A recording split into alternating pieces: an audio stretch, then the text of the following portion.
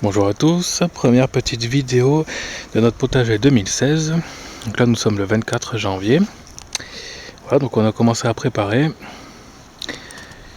Donc on garde la même structure avec les tuteurs. Voilà, ça avait bien fonctionné.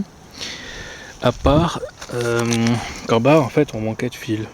Donc j'avais utilisé les trous d'origine des piquets pour mettre du fil de grillage. Mais ça a laissé trop d'espace en fait, entre ici on manquait, et puis en bas aussi. Donc il y avait quand même des branches qui allaient au milieu, puis ça faisait des grosses touffes. Donc c'était compliqué de passer, c'était assez pénible. Donc le changement, j'ai décidé de mettre du grillage avec des mailles larges. Donc ça fait 10 cm de haut et 7 cm et demi ici. Donc ce qui fait qu'on va pouvoir, dès le bas en fait, on va pouvoir attacher faire passer les plants de tomates dedans. Donc on va les faire grimper tout simplement entre les mailles là comme ça, et elles vont filer tout le long. Voilà, donc pour le moment on n'a pas encore mis partout, hein, c'est encore en cours. Donc l'année dernière, pour attacher les tomates, on avait utilisé ces petits fils là. Donc ceux-là, les jaunes, ils sont pourris, ils n'ont pas tenu une saison quoi. Ils ont pourri, cramé au soleil et tout, donc c'est vraiment merdique. Entre temps on en avait acheté d'autres. Voilà, ceux-là, ils ont coûté un peu plus cher, mais c'est en polyéthylène je crois, donc ça aurait un peu mieux résisté. Mais bon, sur le principe, si on remplace avec le grillage, du coup, on fait d'une pierre deux coups, vu qu'on n'utilisera que le grillage pour faire grimper les plantes dessus. Donc à savoir que l'année dernière, on avait fait ici 5 rangées avec que des tomates, on avait plus de 100 pieds. Je crois qu'on avait compté 120 pieds, quelque chose comme ça. C'est beaucoup trop.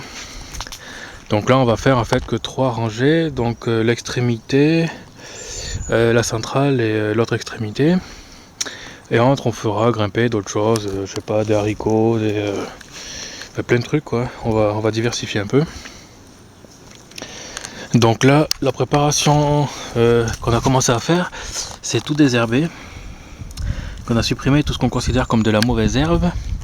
Parce que d'origine le sol est très très pauvre, donc si vous suivez nos vidéos depuis le début, vous vous souviendrez peut-être que c'était que du sable ici à l'origine.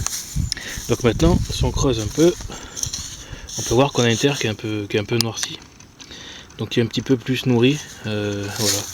Bon, c'est pas encore parfait, mais c'est déjà bien mieux qu'au début. Voilà, donc ça a déjà amélioré les choses. Donc là, on a désherbé, on a mis de l'herbe sèche de l'année dernière, et puis on a remis l'herbe qu'on a sortie en fait par-dessus. Et après, avec des branches, des trucs comme ça, il nous manque encore du BRF, donc il faudrait qu'on récupère des branchages à broyer pour remettre par-dessus. Ça fera une sorte de lasagne quoi, avec toutes sortes de choses. Voilà. Donc c'est pas mal. A savoir aussi qu'on fait pas de compost, on balance directos les déchets ici. Donc là il y a un mouchoir, il y a des épluchures, il y a des pots de bananes. On balance tout directos dedans, comme ça va composter sur place. Et puis voilà, améliorer la vie du sol ici quoi, directement sur place. Donc voilà. Question arrosage. Donc l'année dernière j'avais prévu 2 types d'arrosage en fait, un comme ça en micro arrosage, donc avec des petits tuyaux puis des goutteurs au pied. Celui-là on avait juste tiré les tuyaux, mais on n'avait pas branché ce système là. À la place on a fait avec le tuyau poreux, qu'on peut voir encore ici. Bon, ça avait bien fonctionné, donc du coup on va garder le même principe pour cette année. Voilà, le tuyau poreux ça avait bien marché. Donc voilà, il nous reste encore à faire le forage spécifique parce que maintenant qu'on a plus d'électricité, ça va être plus compliqué pour arroser. Donc je sais pas si on aura assez en fait de matière pour garder suffisamment d'humidité et qu'il n'y ait pas besoin d'arroser en fait. Voilà.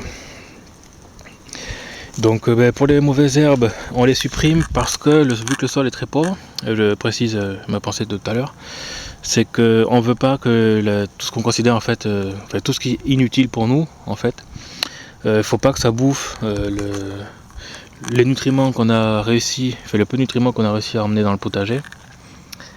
Voilà, je préfère que ça reste pour seulement nos plantes potagères, c'est pour ça qu'on supprime. Normalement en permaculture, il ne faudrait pas supprimer, il me semble.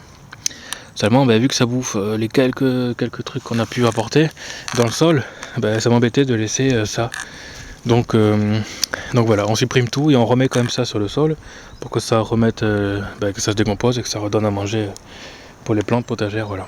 Le but c'est d'avoir que les plantes potagères qui se nourrissent pour le moment. Après, voilà quoi. Après on verra si on supprime ou pas. Mais voilà, là c'est la 3e année qu'on fait le potager. Et le sol est très très pauvre vu qu'à la base c'était que du sable, hein, comme on peut voir derrière, la dune de sable par exemple, c'est voilà. Donc ça c'est long à travailler pour que ça décompose bien, pour que ça nourrisse. Donc voilà. Je voulais encore consacrer là pour que ce soit bien que le potager qui profite de ce qu'on fait. Voilà, pour ce petit côté, donc là il n'y a rien de spécial, hein. De toute façon on prépare juste, voilà, c'est début 2016, donc le 24 janvier, on prépare tranquillement. Il nous reste des branches qu'il faudrait qu'on broie, voilà. Voilà pour cette petite vidéo, à plus.